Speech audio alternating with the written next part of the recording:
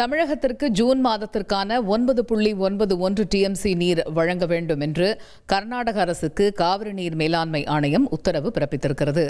இது பற்றிய கூடுதல் விவரங்களை கேட்டு பெறுவோம். செய்தியாளர் வெங்கடேசன் இணைகிறார். வெங்கடேசன், கர்நாடக அரசுக்கு காவிரி நீர் மேலாண்மை ஆணையம் பிறப்பித்திருக்கக்கூடிய உத்தரவின் முக்கிய அம்சங்கள் என்ன?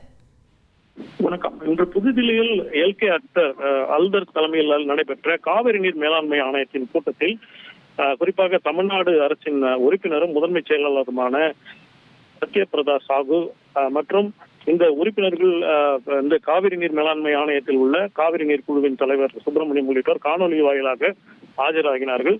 நடப்பு நீர்ப்பாசன ஆண்டில் ஜூன் முதல் மே 24ஆம் தேதி வரை வெளிக்கொண்டுவில் தமிழகத்திற்கு வழங்க வேண்டிய நீரின் அளவான 176.685 டிஎம்சிக்கு பதிலாக மிகை நீர் உட்பட கிடைக்கப்பட்ட நீரின் அளவு 329.166 டிஎம்சி ஆகும் என்றும் இதை சுட்டிக்காட்டி கர்நாடக உறுப்பினர் கர்நாடகம் அளித்துள்ள மிகை நீரையும் கணக்கில் கொள்ள வேண்டும் என்று தெரிவித்ததை ஏற்றுக்கொள்ள இயலாது என்று தமிழ்நாடு அரசு எதிர்ப்பு தெரிவித்தது.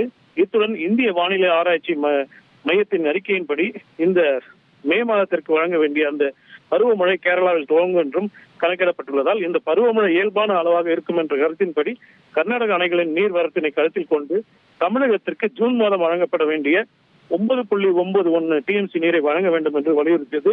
இதை பதிவு செய்து கொண்ட காவிரி நீர் மேலாண்மை ஆணையம் ஜூன் மாதத்திற்கு வழங்க வேண்டிய நீரின் அளவான 9.9 டிஎம்சி நீரை வழங்க வேண்டும் என்று கர்நாடக அரசுக்கு உத்தரவிட்டுள்ளது.